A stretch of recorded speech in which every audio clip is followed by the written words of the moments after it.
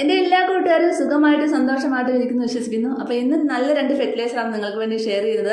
അപ്പോൾ ഇതുണ്ട് നമ്മുടെ റോസിലുണ്ട് കൊല്ലയായിട്ട് നന്ത് ഭംഗിയാണ് കാണാനല്ലേ, കൊല്ലയായിട്ട് റോസാപ്പൂ ഇങ്ങനെ നടക്കുന്ന കാണാനായിട്ട്.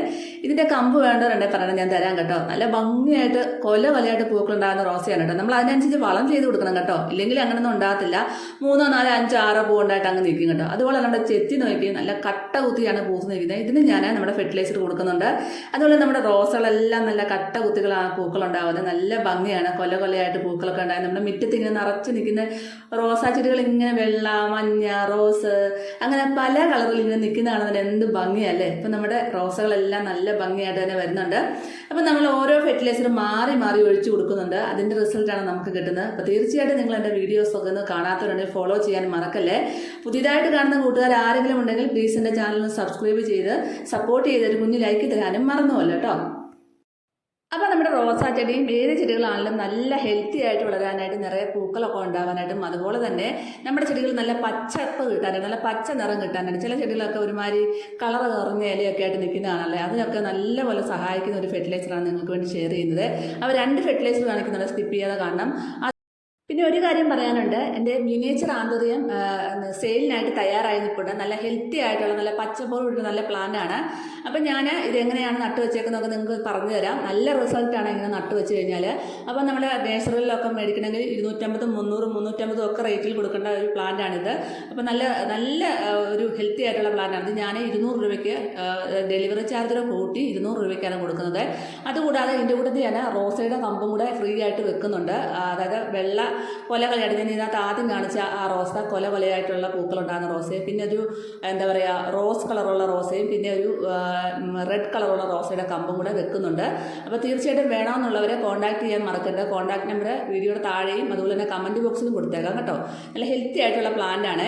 ഇനി നമുക്ക് എങ്ങനെയാണ് അടുത്ത വളം, അതായത് ഫെർട്ടിലൈസർ ഉണ്ടാക്കുന്നത് നോക്കാം. അതിനായിട്ട് ഞാൻ അരി കഴുകിയ വെള്ളമാണ് എടുത്തേക്കുന്നത്.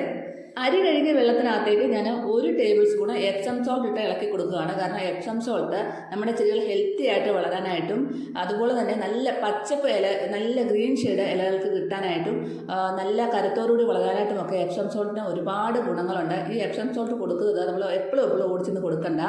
ഒരു 5-6 മാസം അല്ലെങ്കിൽ 3-4 മാസം കൂടുമ്പോൾ ഒരിക്കൽ നമ്മൾ ഇതുപോലെ കൊടുത്താൽ മതി. ഇത് വേണമെങ്കിൽ കഞ്ഞിവെള്ളത്തിൻ്റെ തെളിക്കകത്തോ അല്ലെങ്കിൽ പച്ചവെള്ളത്തിനകത്തോ ഒക്കെ നമുക്ക് കലക്കി കൊടുക്കാം.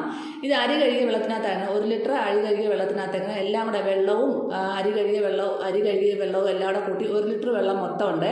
അതിനകത്തേക്കാണ് ഞാൻ ഇത് 1 ടേബിൾ സ്പൂൺ ഇട്ട് കലക്കി സ്പ്രേ ചെയ്ത് കൊടുക്കുന്നത്. അപ്പോൾ ഇതെല്ലാ ചെടികൾക്കും നമുക്ക് കൊടുക്കാം. റോസയ്ക്ക് മാത്രമല്ല, anthurium, indoor plants, outdoor plants എല്ലാ ചെടികൾക്കും നമുക്ക് ഇതുപോലെ സ്പ്രേ ചെയ്ത് കൊടുക്കാം. ഈ ഒരു ഫെർട്ടിലൈസർ നമുക്ക് രാവിലെ സ്പ്രേ ചെയ്ത് കൊടുക്കാം. അതായത് നല്ലപോലെ സൂര്യനൊക്കെ ഉദിക്കുന്നതിന് മുമ്പ് ഒരു 8 മണി 8:30 ആകുമ്പോൾ സ്പ്രേ ചെയ്ത് കൊടുക്കണം.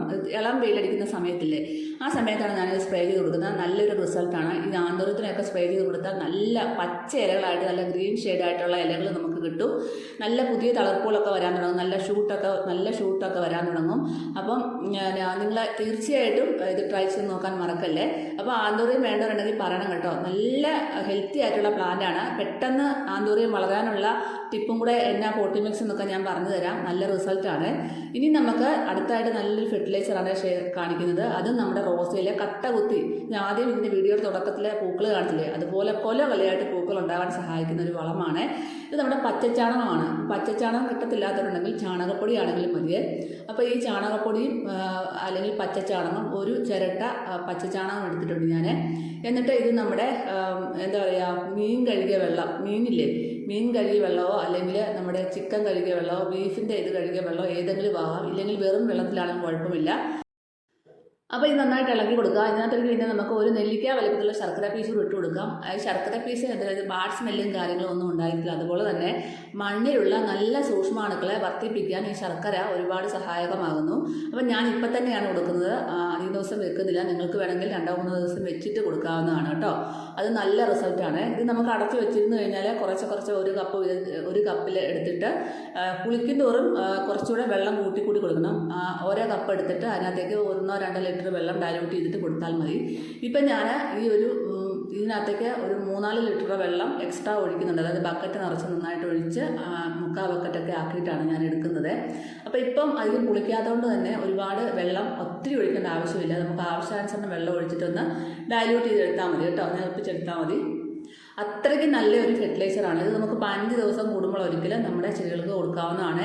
ഇതുപോലെ തന്നെ പച്ചക്കറി, പേര, ചാമ്പ, ചെത്തി, അതുപോലെ തന്നെ എല്ലാ വൃക്ഷങ്ങൾക്കും ഒക്കെ നമുക്കിത് കൊടുക്കാവുന്നതാണ്.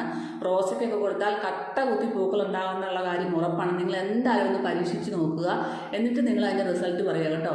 അപ്പം നമ്മൾ കൊടുക്കുമ്പോൾ തന്നെ നേർപ്പിച്ച റോസയ്ക്കൊക്കെ കൊടുക്കാവുള്ളൂ. എപ്പോഴും രാവിലെ കൊടുക്കാൻ ശ്രമിക്കുക, വൈകുന്നേരം ഒരിക്കലും വളം കൊടുക്കരുത്.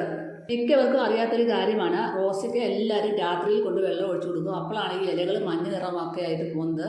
നിങ്ങൾ ഒരിക്കലും രാത്രിയിൽ വെള്ളം ഒഴിച്ചു കൊടുക്കാതിരിക്കുക. രാവിലെ നല്ലപോലെ നനയ്ക്കുക കേട്ടോ. നല്ലപോലെ നനച്ച് കഴിഞ്ഞാൽ പിന്നെ വൈകുന്നേരം നനയ്ക്കേണ്ട ആവശ്യമില്ല.